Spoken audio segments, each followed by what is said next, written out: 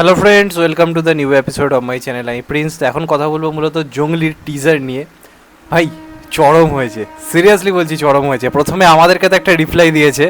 আমরা যারা এর আগে টিজারটা এসেছিল দেখে একটা কথা বলেছিলাম, এটা বাংলাদেশের কবির সিং হতে পারে, কারো কারোর মনে হয়েছিল পুষ্পা টুয়ের মতো লুক লেগেছে।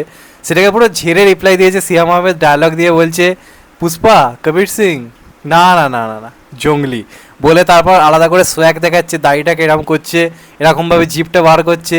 পুরো ভাই জঙ্গলি বিস্ট মোড়ে আমরা এখানে সিয়াম আহমেদকে দেখতে পাচ্ছি।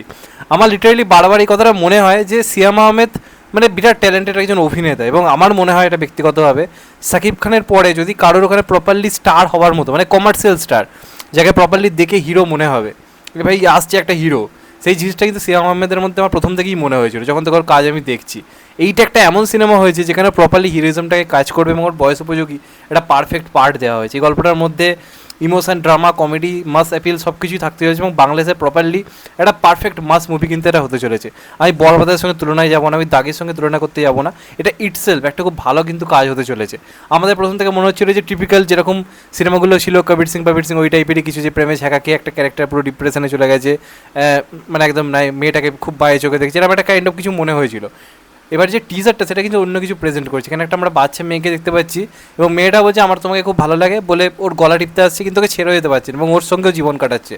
এটা থেকে আমার যেটা মনে হয় কোথাও প্রেডিক্ট করে যদি আমাকে বলতে বলা হয়, আই থিঙ্ক এখানে তো আমরা বুবলির সঙ্গে প্রেম দেখতে পারবো। এখানে ক্যারেক্টারটা সিয়াম আহমেদের, ওদের তোমাদের তো প্রেম ছিল, তারপর প্রেমে একটা বিরহের জায়গা আসবে, একে অপরকে এটা ছেড়ে চলে যাবে। আই থিঙ্ক নায়িকার যে ক্যারেক্টারটার কিছু একটা হবে এবং এই যে বাচ্চাটা বড় হবে এবং বাচ্চাটা খুব ক্লোজ হয়ে উঠবে এবার একে বাঁচানোর দায়িত্ব সারা জীবনের জন্য এ নেবে, সেইভাবেই গল্পটা আই থিঙ্ক এগোবে এবং এর জন্য সব কিছু করতে পারে। মাটার জন্য তো করতে পারেনি, কিন্তু মেয়েটার জন্য সব কিছু করতে পারে, কাইন্ড অফ এরকম কিছু একটা মনে হচ্ছে আমার থেকে। তবে ওভারঅল টিজারটা কিন্তু মারাত্মক হয়েছে, মারাত্মক হয়েছে। আমি জানি না ক্লাসে আসা ঠিক হচ্ছে কি না বরবাদের সঙ্গে, কারণ ঈদের টাইমটা ওই সাকিব খানের জন্য মারাত্মক একটা টাইম, প্লাস দাগিরও টিজারটা ভালো হয়েছে। তো আমাদের এখানে অঙ্কুশের যে হাল, যে দেবজিতের চোখ করে বিরাট বড় সুপারস্টার হতে পারলো না, দেবজিতের একটা ছত্রছায়া পুরো থেকে গেল। তো এই সিয়াম আহমেদেরও কিন্তু ওখানে ইতিহাসটা পুরো সেম, সাকিব খানের ছত্রছায়া থেকে থেকে কিন্তু সাকিব খানের মতো একটা বড় জায়গা এখনও ক্রিয়েট করতে পারলো না। তার মধ্যে এই ক্লাসে আসাটা কতটা ভালো সিদ্ধান্ত আমি বলতে পারছি না, তবে আমার কিন্তু টিজারটা দেখে সিনেমাটা দেখতে ইচ্ছে করছে আলটিমেটলি। এখানে যেভাবে র্যাপটা বাজছে, যেরকম ধরনের ব্যাকগ্রাউন্ড মিউজিক দেওয়া হয়েছে এবং দেখে সেই সাউথ ফিলিং আসছে। বাংলাদেশের সিনেমাতে একটা সাউথ ফিলিং কাজ করছে। মানে একদিকে যদি তোমার বরবাদ থেকে মনে হয় পুরো বলিউড স্টাইল দেখে মনে হয়, তাহলে এটা থেকে পুরো একটা সাউথ স্টাইল কাজ করছে এবং যেভাবে তারা নিজেদের কমার্শিয়াল ইন্ডাস্ট্রিটাকে বড় করছে, যেরকম লার্জ স্কেলে নিয়ে যাচ্ছে, এবং এরামই তো নতুন যারা ওখানকার উঠতি স্টার তাদের এরম সিনেমাই করা হচ্ছে, এটা সাউথেও দেখা যাচ্ছে। বাংলাতেও অঙ্কুশ, বিক্রম বা বনি টনি এদেরকে এরম সিনেমা করতে হবে, তবে পারফেক্টলি ম্যাচ করবে। তো সিয়াম আহমেদ কিন্তু তাদের একটা প্রপারলি স্ক্রিপ্ট ঠিকঠাক চুজ করেছে এবং তাকে লাগছে মারাত্মক ভাই।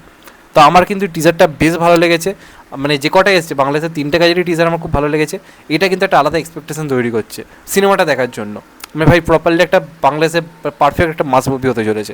আমার মনে হয় ইউথরা কিন্তু সিনেমাটা দেখার জন্য ঝাঁপাবে এবং সিয়াম আহমেদকে এই সিনেমাটা কিন্তু বড় স্টার বানাতে পারে যদি ক্ল্যাশের মধ্যে না আসতো, কারণ ক্ল্যাশটা না ভয়ঙ্কর, মানে সাকিব খান কিন্তু গিলে খাওয়ার মতো একটা জায়গা রাখবে, এ নিয়ে কোনো সন্দেহ নেই। এবং সাকিব খানের সিনেমা মানে সেটাই প্রায় বেশিরভাগ শো নিয়ে নেবে।